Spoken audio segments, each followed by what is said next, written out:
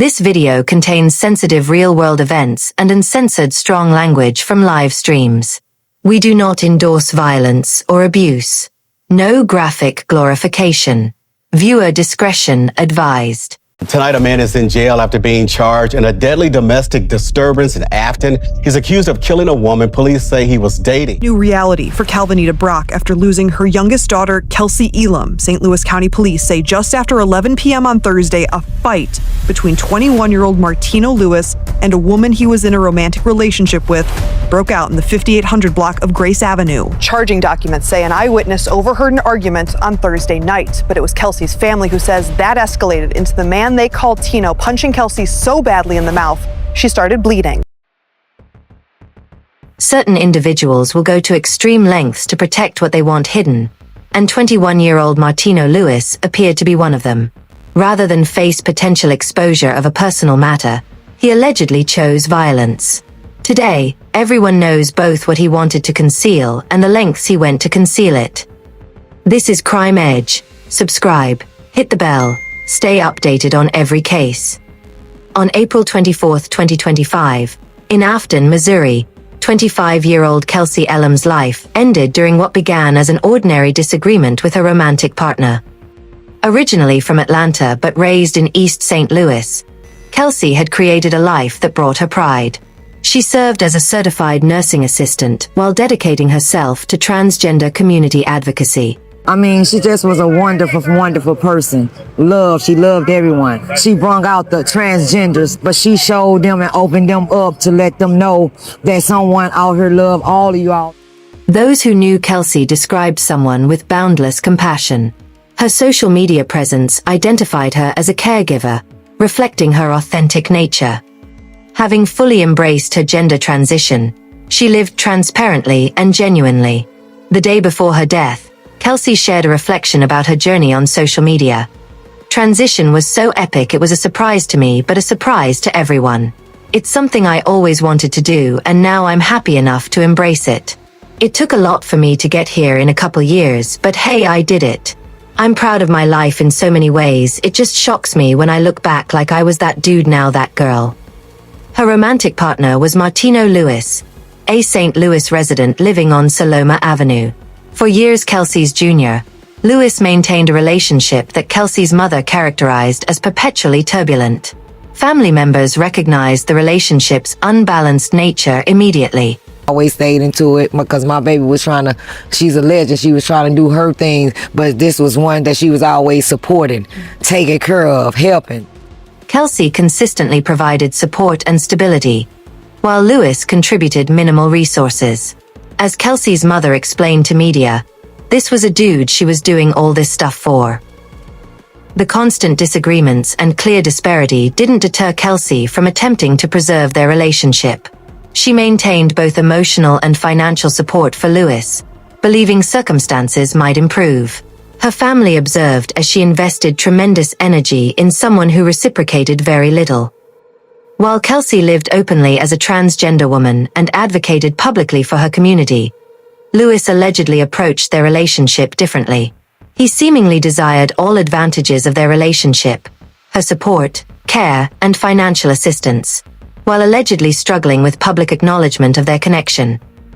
This allegedly established a harmful pattern, with Kelsey potentially being regarded as something to conceal rather than celebrate. Their disputes reportedly extended beyond typical relationship conflicts, with family members suggesting these arguments frequently involved respect, recognition, and whether Kelsey merited acknowledgement as Lewis's partner versus remaining hidden from his social circle. April 24th evening began with familiar tension and disagreement. Official documentation indicates their argument intensified rapidly. A witness observed their dispute and watched it become physical. Lewis struck Kelsey forcefully enough to visibly injure her mouth. The witness clearly saw Kelsey's injuries from the altercation. Recognizing the escalating danger, Kelsey urgently requested the witness contact emergency services. The witness immediately responded, calling 911 and beginning to describe the domestic situation to the dispatcher.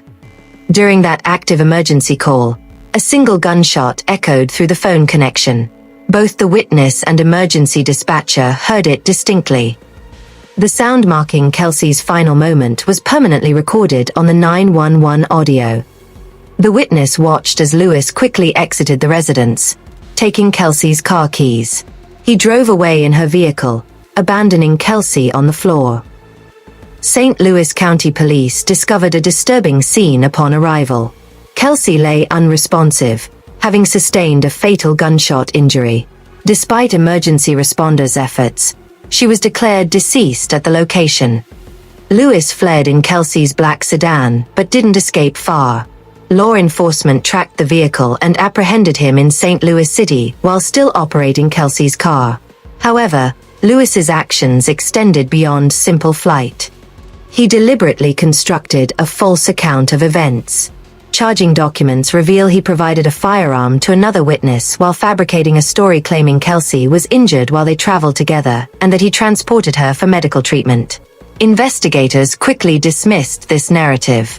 Evidence conclusively demonstrated Kelsey was injured inside her residence precisely when the witness was communicating with 911 dispatch. Medical findings, crime scene analysis, and witness statements all contradicted Lewis's false explanation. During police questioning following his arrest, Lewis acknowledged a physical confrontation had occurred between himself and Kelsey. I still don't even believe what the I just heard, but I know my mama is not lying about what the she just said. And somebody need to give me some answers. Who killed my sister, G? The impact on Kelsey's family was devastating. Her mother confronted an unthinkable situation, losing her daughter to violence perpetrated by someone Kelsey had loved and supported. Her mother shared with reporters, "It's still like a shock to me. I'm still like I'm in a dream." It's still like a shocking to me, you know what I'm saying? Because I'm still like I'm in a dream. I always been arguing for some reason. I always stayed into it because my baby was she's a legend. She was trying to do her things, but this was one that she was always supporting, taking care of, helping. This a dude that she was doing all this stuff for. And this is what you did? I could describe Kelsey in so many ways. She was just a light. She was my world, my best friend. She'll take her shoes off her feet and get to her I've person. seen her do it plenty of times. Every time we ride past the homeless, she always give everybody $1. She make sure you hungry. She just one of them type of persons that always looked out for everybody. The situation Lewis allegedly attempted to keep private, his relationship with a transgender woman, became global news due to his alleged actions to hide it. The complete irony was overwhelming. Kelsey Elem's death investigation proceeded rapidly due to substantial evidence and Lewis's easily disproven deception attempts. Investigators possessed multiple evidence sources clearly illustrating that evening's events.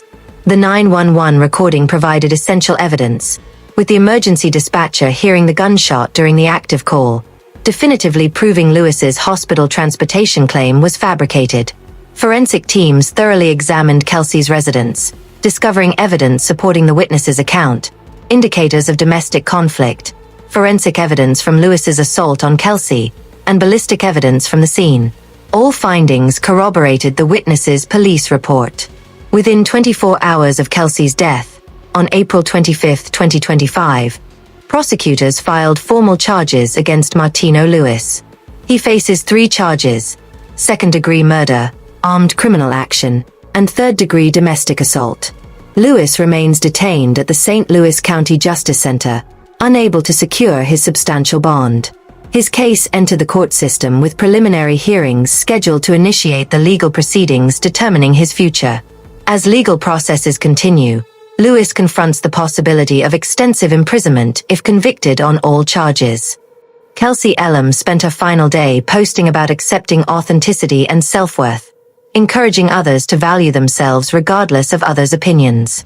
However, the person she chose to love and support allegedly couldn't provide that same acceptance, and ultimately, prevented her from living at all.